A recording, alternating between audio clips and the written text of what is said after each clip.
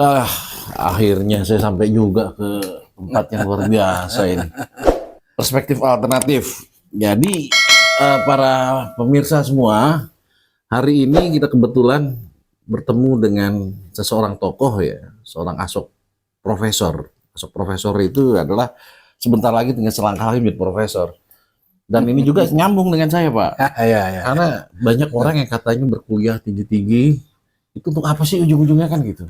Nah, kebetulan beliau ini sering ngobrol juga dengan saya. Gitu, bahwa betapa pentingnya kuliah, bahkan syarat apapun harus kuliah. Untuk bisa kerja apapun harus ada selembar kertas. Terlepas dari palsu tidaknya kan kita nggak ngomong itu. Oke. Nah, di sini orang-orang kuliah, Prof nih, saya panggil Prof ya, karena punya hak sudah. Rektor kepala 700 beliau nih. Ada beberapa poin gitu ya, kalau namanya ngomong kuliah, Prof.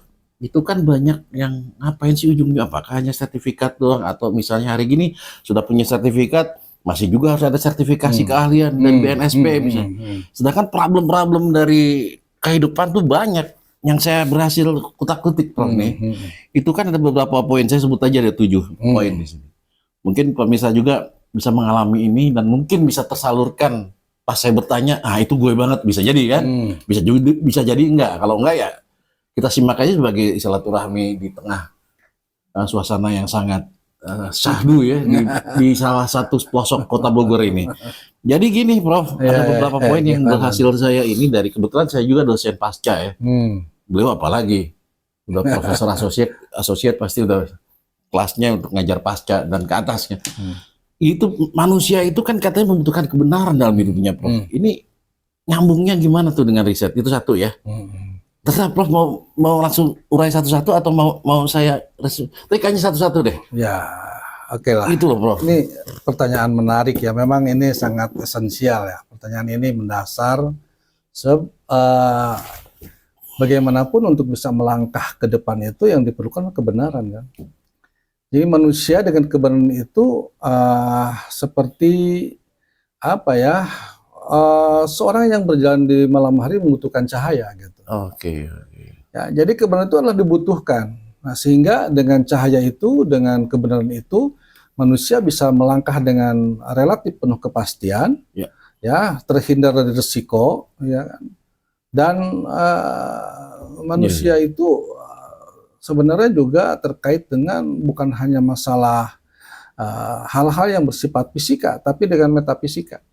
Sehingga kebenaran itu juga ada yang bersifat fisika dan metafisika. Dan di sini manusia berhadapan dalam hidupannya itu menghadapi dunia fisika dan dunia metafisika. Dan kedua-duanya memerlukan kebenaran agar mereka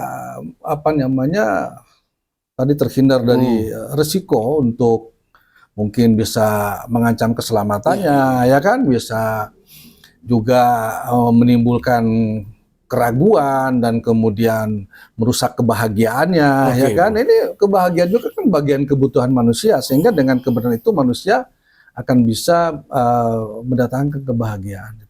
Izin Prof, saya potong kan karena yang nonton kita bisa jadi aja kaum milenial, generasi Z, yang lahir tahun 2000-an ke sini, dan mereka kan nggak suka bahas yang berat-berat kan.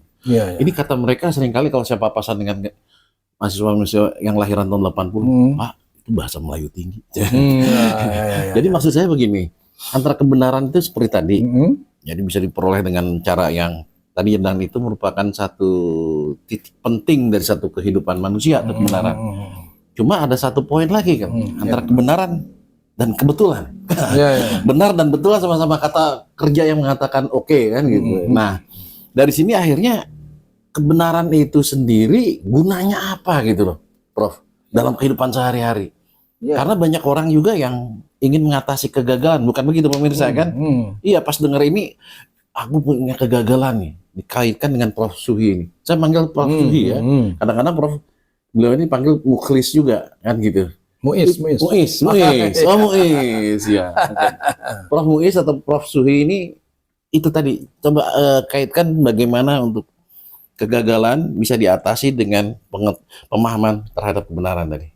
Ya, jadi kan manusia itu begini ya, begitu lahir manusia itu sebenarnya kan tidak membawa pengetahuan apa-apa. Manusia lahir itu mungkin kalau dibandingkan dengan makhluk lain itu lebih siap hewan daripada manusia. Oh, mungkin siap dalam mengambil keputusan mungkin ya? Bukan, dalam menghadapi hidup ini. Seperti misalnya saja ya, anak kambing itu begitu lahir 1 jam sudah bisa mandiri mencari tete induknya, menyusui. Iya. Ayam keluar di telurnya hanya beberapa detik sudah bisa matuk-matuk mencari makanan sendiri. Iya. Manusia itu tidak seperti itu. Nggak instingtif itu ya? Jadi manusia itu butuh bantuan lain, dan bahkan setelah itu pun mereka membutuhkan pengetahuan untuk bisa mengatasi masalahnya, ya kan? Membutuhkan pengetahuan yang benar untuk bisa mengatasi masalahnya. Karena manusia itu hidup begitu keluar. Kalau kita mau sedikit agak gurauan ya, mengapa manusia menangis? Oh, ini menarik. Ya kan? Coba kita... Mengapa manusia itu menangis? Karena tadi anak ayam begitu menetas langsung bisa hidup mandiri. Manusia bayangkan begitu lahir tanpa bantuan lingkungan, orang tuh nggak bisa apa-apa. Bayangin, ditinggalkan hanya beberapa menit bisa meninggal orang itu. Ya kan? Bisa kepikiran ya, Prof. Nah, jadi manusia itu ya, mengapa nangis juga? Karena dia menghadapi hidup yang penuh misteri. Misteri, dia tidak tahu apa-apa. Jadi manusia lahir ke dunia itu tidak tahu apa-apa kecuali 2 hal. Diberitahu dan mencari tahu. Jadi mencari tahu ini kaitannya dengan riset, penelitian. Nyambung kan sekarang? Jadi manusia itu tidak akan tahu tanpa diberitahu dan mencari tahu. Nah, kuliah dengan risetnya itu adalah untuk menjawab tantangan yang kedua tadi, mencari tahu kebenaran melalui riset. Oke, terusin Prof, ini udah kadung nih. Udah segala macam. Ya, tapi itulah masalahnya, Pak Dr. Kun ya. Seringkali manusia tuh inilah gagal memecahkan masalah. Padahal itu masalah. Tadi kan misteri. Misteri. Misteri alam ini tidak pernah memberitahu pada kita, Pak.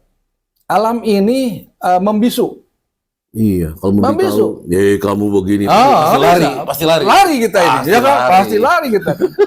Nah, alam ini membisu. Ebit GRAD pernah bertanya pada rumput yang bergoyang, tidak menjawab. Rumput-rumput ya. Ya kan? Untuk bisa menjawab alam ini terhadap kita, ya kan terpaksa kita mengintervensi dengan melalui riset agar mereka bercerita kepada kita bahwa berbagai potensi itu muncul. Oke, Prof, izin nih sebelum saya lupa ini, itu antara riset dengan berpikir ilmiah nyambungnya di mana? Ya, jadi gini, ya. Tadi saya harus tahu juga nih, kan? Jadi gini, ini barangkali kita harus ke belakang dulu ya. Artinya begini.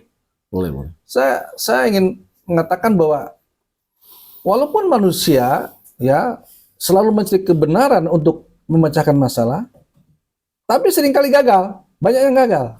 Nah, ya kan? Iya. Di mana letak kegagalannya itu? Mengapa mereka itu gagal? Pertama, kebanyakan orang tidak tahu cara yang benar untuk memecahkan masalah. Lari ke cara. Ya kan? Yang kedua, tidak memiliki pengetahuan yang benar tentang masalahnya apa. Bagaimana masalah? Kita mau memecahkan masalah, masalahnya saja nggak tahu. Iya. Ya kan?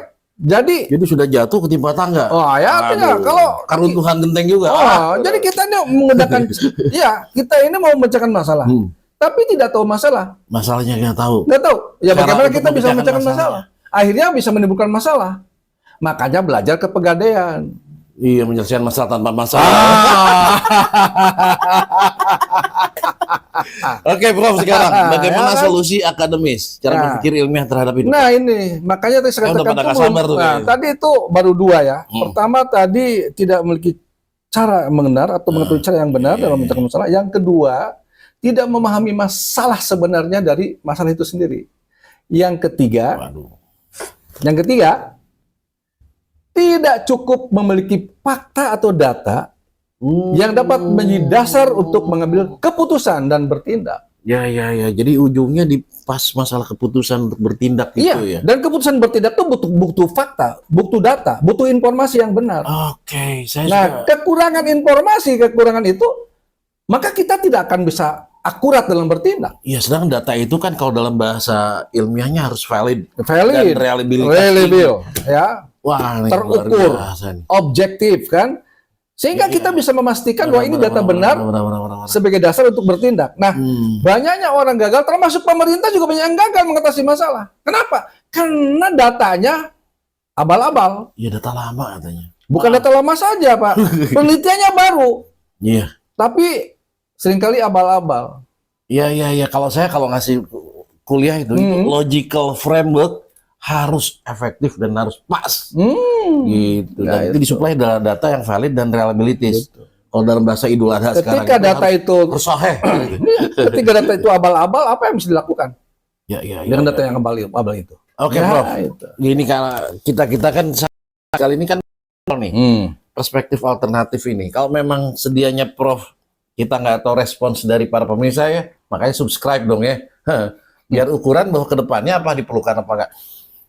Memang rencana dengan seperti ini apa sih Prof? Rencana besar dari seorang Prof Muiz ini dengan obrolan-obrolan perspektif alternatif. Ya, pertama gini ya, banyak orang sekarang ini terlalu banyak mengedepankan emosional daripada kecerdasan intelektual, kecerdasan akademis. Ya.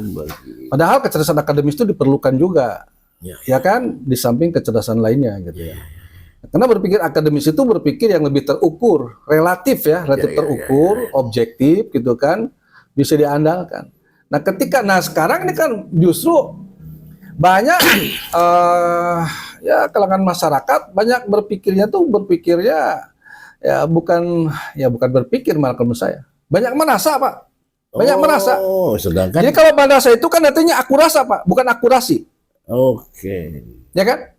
Nah, sedangkan kalau kita berbicara ini, kita ingin Hampir data-data yang objektif. akurasi gitu. Jadi kita melangkah, bertindak itu, berpikir itu akurasi, bukan aku rasa. Itu pentingnya. Suka saya istilah ini. Jadi milenial ada akurasa, ada akurasi. Iya. Sedangkan Jadi kebanyakan aku rasa itu kan kebanyakan, termasuk maaf nih ya. Iya. Orang-orang agama orang-orang yang selalu dibina oleh para ustadz, para kiai itu. Aku rasa kebanyakannya gitu loh. Padahal setiap ayat ditutup dengan mundur. Padahal setiap ayat selalu ditutup dengan walhu alam bisawab. Oh iya. Kenapa kok aku rasa ini paling benar? Jadi lebih banyak akurasi daripada akurasi. Iya. Nah, karena begini, Dokter Kun ya. Karena selama ini kebanyakan kalau saya amati baik di YouTube maupun di TikTok, banyak orang ya kan berbicara berapi-api, tapi isinya bukan syarat dengan kebenaran, tapi syarat dengan pembenaran. Pembenaran dan sifatnya subjektif. Sedangkan dalam dunia akademis, pemirsa ya, itu kita harus mengedepankan objektivitas. Wah, ini penting. Prof, saya sih pengennya sampai subuh ini. Cuman kan kita pertama baru, terus kedua dari sini mungkin pemirsa bisa kita resumekan ya sedikit bahwa sebetulnya kebenaran diperlukan agar tadi kata Prof itu poin yang saya tulis di ke-6 bahwa untuk mempertajam pengambilan keputusan kita agar akurasi dalam hal yang data informasi yang betul-betul kita kebanyakan menekankan kalau istilah saya otak kiri itu akurasi, otak kanan akurasa, banyak otak kanannya yang sudah subjektif yang harusnya sinkron. Prof bukan nggak kangen nih Prof, kayaknya kita harus ini kebetulan saya juga lagi mampir tadi ada banyak sinar nih. Ternyata ada syuting begini. Oke deh. Mungkin bisa kita tutup ya Prof ya. Silakan. Oke. Mungkin ada closing statement. Closing statement. Ya. Jadi apa ya? Saya ingin mengatakan bahwa ada hubungan linearitas antara kemajuan suatu bangsa dengan kemajuan berpikir dari bangsa itu sendiri, dan kemajuan berpikir itu ditandai dengan kemajuan berpikir yang logis, rasional, ya kan, dan akurat, ya. Dan ini bangsa ini masih perlu banyak belajar untuk bisa berpikir begitu, karena lebih banyak akurasanya daripada akurasi.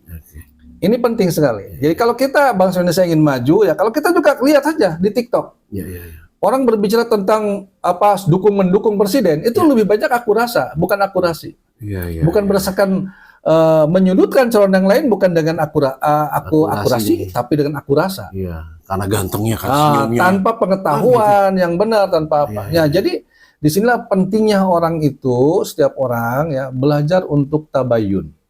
Tabayun. Ya kan? Tabayun ini. Nah, inilah pentingnya kita tabayun, berpikir menggunakan akal. Nah, kalau makanya mungkin nanti ke depan kita bicara juga bahwa yang diperlukan tuh bukan jagalah hati, tapi jagalah akal sehat kita. Oke, mungkin statement itu akhirnya perspektif alternatif terpaksa saya tutup karena kebetulan saya jadi hostnya, ya kan? Dan satu prinsip, Socrates bilang, sesungguhnya manusia adalah celaka apabila dirinya tidak tahu bahwa dirinya tidak tahu. Jadi di bangsa kita mungkin seperti disintir oleh Prof Muiz ini, bahwa kita ini sedang banyak masalah tapi tidak tahu masalah itu apa dan caranya bagaimana. Demikian kita tutup podcast hari ini. Terima kasih Prof, luar biasa dengan ilmunya. Oke.